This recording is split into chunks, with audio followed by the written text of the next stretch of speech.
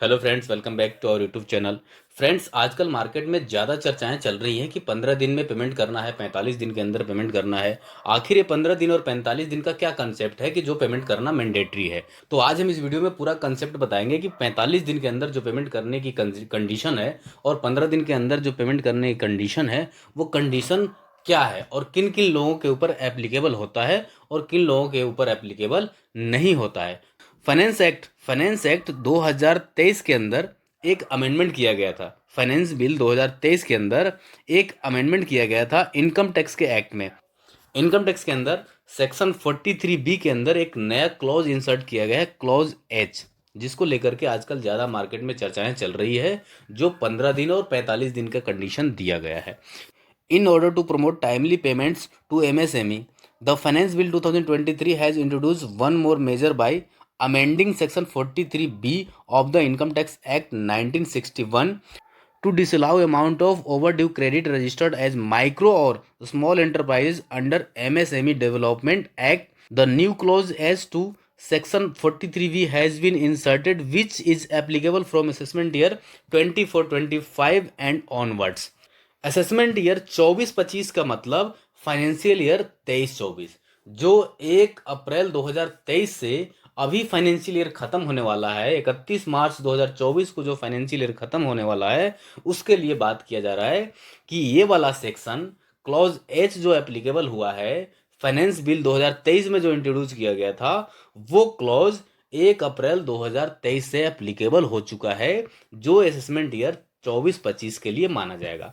और इसमें timely payment की बात की गई है कि आप अगर जिससे परचेज करते हैं, अगर आप बायर है, आपको बायर के एंगल से देखना है कि आप एक बायर हो और आपने सेलर का पेमेंट टाइमली किया या नहीं किया। उसके लिए नया क्लॉज इंसर्ट किया गया है, क्लॉज एच। अब क्लॉज एच बोलता क्या है? क्लॉज एच बोलता है, सेक्शन 43B के अंदर क्लॉज जो इंसर्ट किया गया है, clause H, any sum payable by the SSC, कोई भी अमाउंट एसएससी के द्वारा पेएबल है टू अ माइक्रो और स्मॉल एंटरप्राइजेज, जो माइक्रो और स्मॉल एंटरप्राइज को पेमेंट करना है beyond the time limit specify in section 15 of the micro small and medium enterprises development act 2006। जो माइक्रो स्मॉल जो व्यक्ति होगा, जो सेलर होगा, जो एमएसएमई के अंदर फॉल करता हो, एमएसएमई के अंदर जो पर्सन फॉल करता हो, उसको टाइमली पेमेंट देना है। यानी बायर को पेमेंट करना है सेलर को, बायर सेलर को पेमेंट करेगा, टाइमली पेमेंट करना है। उसके लिए ये वाला क्लॉज इंसर्ट किया गया है कि आप एक बायर हो, जो आपने गुड्स परचेज किया, उस गुड्स के अगेंस्ट में आपको इतने दिन के अंदर पेमेंट करना है। पेमेंट के लिए अब आपको बताएगा टाइम लिमिट जो स्पेसिफाई किया गया है, वो सेक्शन 15 के अंदर स्पेसिफाई किया गया है। अब सेक्शन 15 क्या बोलता है, क्या टाइम लिमिट उसमें दी गई है? अब सीधा हम आपको सेक्शन 15 पे ले चलते हैं। सेक्शन 15 बोलता है, the MSMED act mandates payment to MSME within the time as per the written agreement which can not be more than 45 days.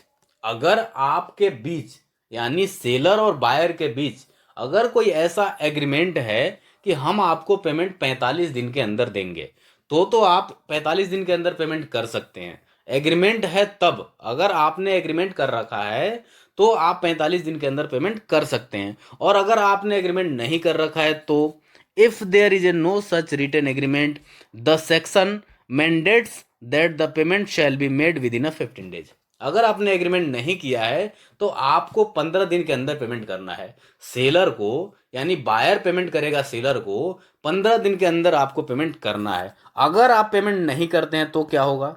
अब बात आती है कि पेमेंट नहीं करते हैं तो क्या होगा। 15 दिन के अंदर अगर पेमेंट नहीं करते हैं या 45 दिन के अंदर एग्रीमेंट के केस में नहीं करते हैं तो क्या होगा? इसके लिए सेक्शन 16 में बोला इन्होंने कि अगर पेमेंट नहीं करते हो टाइमली तो आपको इंटरेस्ट देना पड़ेगा।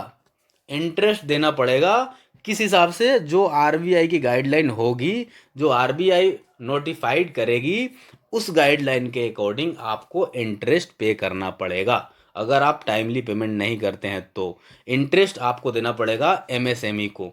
अब आप क्या करेंगे? उस इंटरेस्ट को आपने पीएनडल में बुक करेंगे कि हमने टाइमली पेमेंट नहीं किया था, जिसके वजह से हमारे ऊपर इंटरेस्ट इतना रुपया लगाया गया, जिसको हम P&L में खर्चा बुक करेंगे। अब जब आप खर्चा बुक कर देंगे तो उसके लिए इन्होंने सेक्शन 23 में बताया है कि अगर आपने कोई खर्चा बुक कर दिया और वो इंटरेस्ट का है, वो अलाउ नहीं किया जाएगा। The amount of interest payable or paid by any buyer under or in accordance with the provisions of this act shall not for the purpose of computing of income under the Income Tax Act 1961 be allowed as deduction। उस deduction को जो आपने P&L के अंदर interest book किया है कि हमने इतने रुपए का इंटरेस्ट जमा कराया है, उस इंटरेस्ट को P&L के अंदर आप बुक करते हैं तो उस एंट्री को अलाउ नहीं किया जाएगा। तो यहाँ पर डबल झटका आपके ऊपर लग रहा है, एक आपको इंटरेस्ट भी देना पड़ रहा है और दूसरा उस इंटरेस्ट का डिडक्शन भी नहीं मिलेगा। अब आपके मन में एक सवाल और आ रहा होगा कि हम इन सारी चीज़ों को फॉलो कर लेंगे, इन कंडीशन को फॉलो कर लेंगे, लेकिन हमें ये कैसे पता चलेगा कि हमारा सप्लायर एमएसएमई के अंतर्गत आता है या नहीं आता है। इसके लिए आपको चेक करना है एमएसएमई का सेक्शन 7, जो एमएसएमईडी एक्ट 2006 का जो सेक्शन 7 है, उसके अंदर बताया गया है कि आपको कैसे चेक करना है कि आपका सप्लायर एमएसएमई के अंदर रजिस्टर्ड है या नहीं है, या एमएसएमई के अंदर फॉल करता है नहीं करता है। तो उसके लिए इन्होंने बताया है कि माइक्रो एंटरप्राइजेज के लिए आपको देखना है कि प्लांट एंड मशीनरी इक्विपमेंट्स के लिए 1 करोड़ से ज़्यादा का इन्वेस्टमेंट नहीं हो, 1 करोड़ से ज़्यादा का इन्वेस्टमेंट नहीं हो माइक्रो एंटरप्राइज के केस में, और उसका टर्नओवर 5 करोड़ से ज़्यादा नहीं है। अगर 5 करोड़ से कम का टर्नओवर है तो वो एमएसएमई के अंदर फॉल कर जाता है, चाहे वो रजिस्टर्ड है या नहीं है। एमएसएमई के अंदर रजिस्ट्रेशन करवा रखा है या नहीं करवा रखा है, अगर इन सिनेरियो में फॉल कर जाता है, तो वो एमएसएमई एक्ट के अंतर्गत आ जाएगा और उसको टाइमली पेमेंट आपको देना पड़ेगा। दूसरी कंडीशन है स्मॉल एंटरप्राइजेज के लिए, कि स्मॉल एंटरप्राइज के लिए बोला है कि प्लांट एंड मशीनरी जो इन्वेस्टमेंट है उसका, वो 10 करोड़ से ज़्यादा नहीं होना चाहिए और उसका टर्नओवर 50 करोड़ से ज़्यादा नहीं होना चाहिए। अब आपको एक बात और जानना बहुत ज़्यादा ज़रूरी है कि क्या एमएसएमई का एक्ट सभी रजिस्टर्ड व्यापारी के ऊपर एप्लीकेबल होगा? Answer is no. इसके लिए इन्होंने बोला है as per the definition of enterprises only persons dealing in either manufacturing of goods or providing any services will be classified as an enterprises. जो पर्सन मैन्युफैक्चरिंग कर रहा होगा और जो पर्सन सर्विस प्रोवाइड कर रहा होगा, केवल इन्हीं दोनों पर्सन को एमएसएमई एक्ट के अंतर्गत रखा गया है और इन्हें क्लासिफाई किया गया है कि आप एक एमएसएमई एंटरप्राइजेज माने जाओगे। One could surely take a stand that traders, retailer, distributor, etc. would not be classified as an enterprises and would not be covered under the micro and small enterprises definition। इस definition के अंदर micro small enterprise के अंदर retailer, distributor, traders, ये लोग cover नहीं होंगे। केवल 2 ही तरह के व्यक्ति इसमें कवर हो सकते हैं, जो मैन्युफैक्चरर होगा और सर्विस प्रोवाइडर होगा। हालांकि ट्रेडर्स और रिटेलर, डिस्ट्रीब्यूटर लोग एमएसएमई के अंदर रजिस्टर्ड हो सकता है, लेकिन अभी इनके ऊपर ये वाला सेक्शन 43BH जो एप्लीकेबल किया गया है, वो रिटेलर, डिस्ट्रीब्यूटर के ऊपर एप्लीकेबल नहीं होता है। तो अगर आपका सप्लायर रिटेलर है, डिस्ट्रीब्यूटर है और इन टर्नओवर में फॉल करता है, तो उनके लिए टाइम लिमिट स्पेसिफाई नहीं है। अभी हम आपको आगे बताएंगे कि जो व्यक्ति डिस्ट्रीब्यूटर है, रिटेलर है, ट्रेडर्स है, उनके लिए टाइम लिमिट क्या है। Retail and wholesale traders as MSME and they are allowed to be registered on Udyam registration portal. However benefit to retail and wholesale traders MSME are to be restricted to priority sector lending only. केवल यहाँ पर manufacturing और services वाले को ये benefit दिया जा रहा है, रिटेलर्स और होलसेलर को बेनिफिट नहीं दिया जा रहा है। हालांकि उन्हें अलाउ किया गया है कि आप उद्यम रजिस्ट्रेशन बना सकते हैं, उद्यम रजिस्ट्रेशन के अंदर रजिस्टर्ड हो सकते हैं। चलिए अब हम देख लेते हैं कि अगर रजिस्टर्ड पर्सन इन सिनेरियो के अंदर फॉल नहीं करता है, यानी वो व्यक्ति रजिस्टर्ड तो है, टर्नओवर भी 5 करोड़ से अंदर है, लेकिन वो व्यक्ति रिटेलर है, ट्रेडर्स है, डिस्ट्रीब्यूटर है, as per section 43B allowance expenses are allowed as deduction if it is paid or before the due date filing return of income tax prescribed under section 139।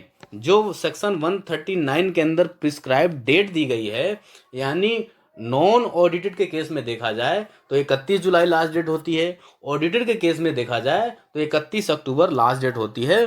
उस डेट तक आपको payment कर देना है supplier का। अब जो भी आपके आउटस्टैंडिंग बुक्स में क्रेडिटर्स होंगे उसका पेमेंट रिटर्न फाइल करने से पहले आपको कर देना है, अदरवाइज एक्सपेंसेस अलाउ नहीं किए जाएंगे। अब एक एग्जाम्पल के थ्रू देख लेते हैं। एग्जाम्पल कुछ इस प्रकार है कि मान लीजिए कि बिलिंग की डेट जो है 1 फरवरी 2024 है और उसका ड्यू डेट 17 मार्च 2024 होता है और आपने एक्चुअल पेमेंट जो किए 28 मार्च 2024 के अंदर पेमेंट किए, तो आप डिडक्शन के लिए एलिजिबल कब होंगे?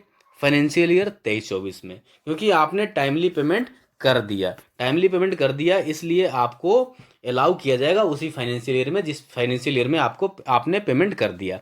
दूसरा सिनेरियो ले लेते हैं। दूसरा सिनेरियो में है कि 1 फरवरी 2024 की बिल डेट है और 17 मार्च 2024 जो है ड्यू डेट है पेमेंट करने की, और 5 मई 2024 में आप पेमेंट कर रहे हैं, तो इसका डिडक्शन आपको मिलेगा फाइनेंशियल ईयर 24-25 के अंदर।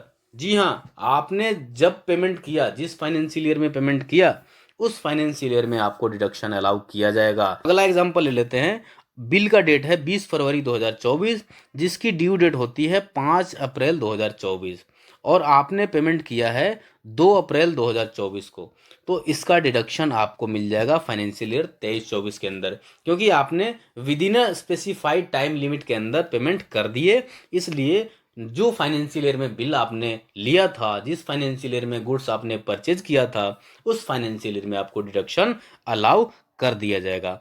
अगला कंडीशन है कि 20 फरवरी 2024 की बिल डेट है और 5 अप्रैल 2024 इसकी ड्यू डेट है और आपने 10 अप्रैल 2024 को पेमेंट करते हैं, तो इसका डिडक्शन आपको मिलेगा फाइनेंशियल ईयर 24-25 के अंदर। सॉरी, यहाँ 24-25 की जगह 24-24 लिखा गया है, यहाँ 24-25 होना चाहिए। तो आपको 24-25 के अंदर इसका डिडक्शन अलाउ किया जाएगा, क्योंकि यहाँ आपने 15 दिन के जो टाइम लिमिट स्पेसिफाई दी गई थी उस टाइम लिमिट के बाद आपने पेमेंट किया है। तो इस प्रकार से अब आपको फाइनलाइजेशन बुक्स ऑफ अकाउंट करते टाइम ये देखना पड़ेगा कि 1 अप्रैल 2023 से अभी तक कौन से ऐसे क्रेडिटर्स हैं जिसका पेमेंट हमने 15 दिन या 45 दिन के अंदर नहीं किया है।